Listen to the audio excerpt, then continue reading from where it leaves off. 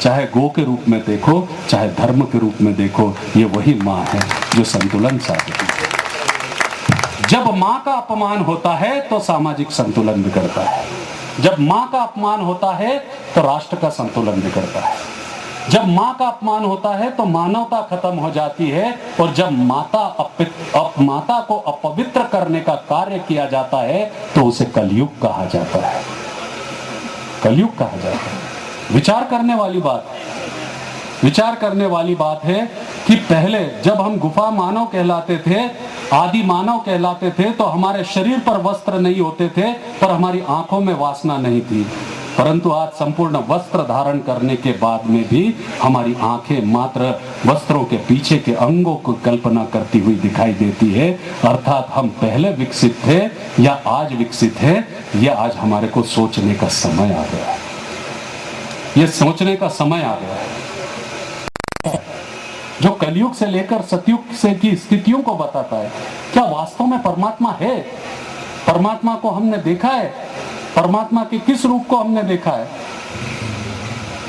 भारतीय संस्कृति महान है, श्रेष्ठ है, ये सभी मान्य करते हैं। भारतीय संस्कृति श्रेष्ठ है, मान्य है।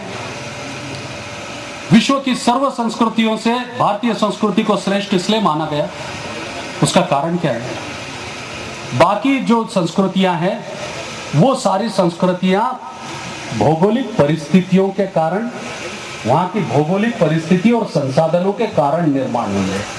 स्विट्जरलैंड ये पहाड़ों का देश है, स्विट्जरलैंड एक ये पहाड़ों का देश है, वहां पर आजीविका का कोई साधनता के कारण हुई है। पर भारतीय संस्कृति श्रेष्ठ अन्य से इसलिए है क्योंकि भारतीय संस्कृति एक शब्द से निर्माण हुई है, और वो है संस्कार। और संस्कार एक शब्द से निर्माण हुआ है, वो है सद्गुण।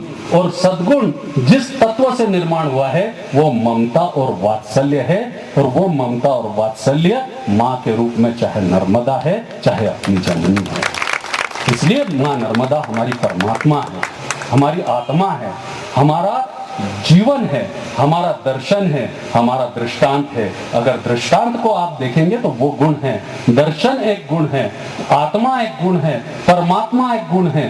प्रत्येक तत्व जो समाहित है, जो हमारे जीवन में सकारात्मकता और सकारात्मकता से शांति और शांति से आनंद निर्माण कर देता है, वो प्रत्येक गुण जो है, वो प्रत्येक गुण जो है मातृत्व भाव से प्रेरित है, या मातृत्व का स्वरूप लिए हुए है, वही परमात्मा है, वही परमात्मा है, वही भगवान है, वही भगवान है। तो बंधुओं, ये जो गुण है ये सबसे महत्वपूर्ण है जीवन में। और हम भारतीय लोग अनादिकाल से अपनी संस्कृति को, अपनी मानवता को, अपनी समाज व्यवस्था को केवल एक तत्व पर जीवंत रखते आए हैं, और वो तत्व है सद्गुणों को आत्मसात करना।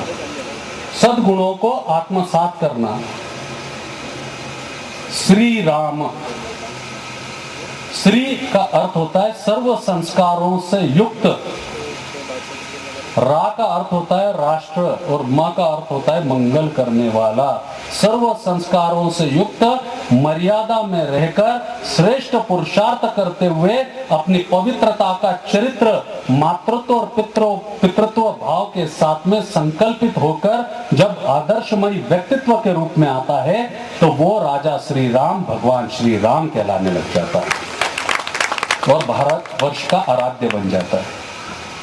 तो जो तीसरे प्रकार का चूहा है, यह तीसरे प्रकार का चूहा बिल भी करता है और उसमें रहता भी है, बिल भी करता है और उसमें रहता भी है।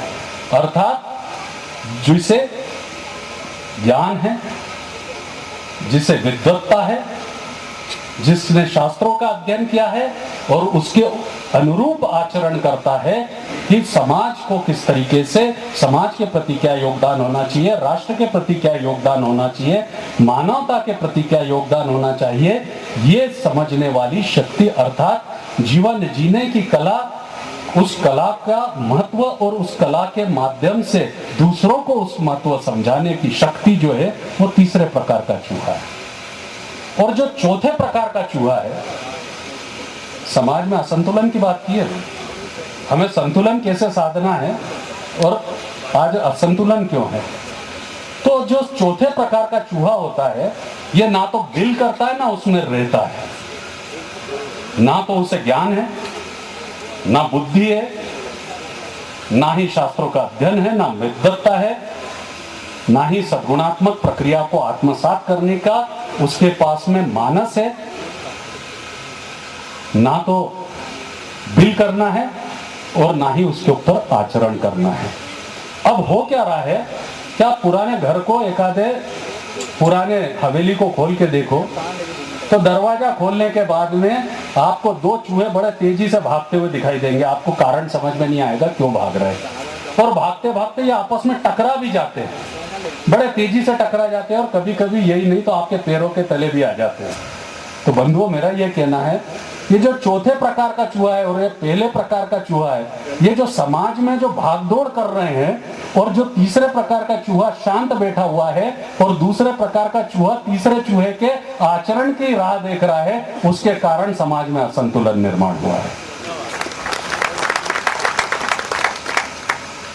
तो इसलिए हमारे तीर्थों की स्थापना हुई और उस तीर्थों के स्मरण में पर्व के साथ में जो हम आनंद उत्सव करते हैं, उसका मूल कारण है आज मां नर्मदा जयंती पर मां नर्मदा का स्मरण इसलिए किया जाता है कि पहले और चौथे चूहों से बचकर किस तरीके से हम हमारे बिल करना भी है, यानी कर्म भी करना है, और उस कर्म को सार्थक भी बनाना है, किस तरीके से करना है, उस चिंतन के लिए मां नर्मदा जगह जगह से बहती है। और जब उसके घाट पर जाकर आप बैठते हो तो कहीं ना कहीं रजनीश पैदा होता है या महर्षि योगी का भी निर्माण होता है। ये वो नर्मदा है जिसने विश्व में अनेक योगी महापुरुषों को दिया हुआ है। यही मातृत्व शक्ति की सबसे बड़ा सामर्थ्य है। और यही मेरा कहना है कि नर्मदा जयंती के पावन पर्व पर हमारा इतना ही संकल्प होना चाहिए कि यहाँ से जब हम बाहर निकले तो यहाँ से उठते समय एक ही संकल्प हो कि ममता और वात्सल्य की परिपूर्ण मातृत्व शक्ति के प्रति हमारा संपूर्ण सम्मान रहेगा, और यही सम्मान का भाव हमारे निरंतर चिंतन में रहेगा, और चिंतन स्थायी भाव से बनकर पवित्रता का उद्गम करेगा, जिससे हमारे अंदर ऐसा चरित्र निर्माण होगा जो सहज है, सरल है, जो सहज है, सरल है, जो सहज है, सरल है, वो अहंकार विहीन है, और जो अहंकार विहीन है वही जीवन जीने का महत्व समझता है और जीवन जीने का आनंद लेता है। जिस तरीके से मां नर्मदा सहजता से, सरलता से सबकी तृष्णा बुझाती है और अहंकार विहीनता के साथ में सर्व को अपने गोदी में समाते हुए सर्व पर अपना आशीर्वाद देती है, उसी तरीके के भाव आज हमको यहाँ से लेकर आज प्रस्थान होना है। इसी के साथ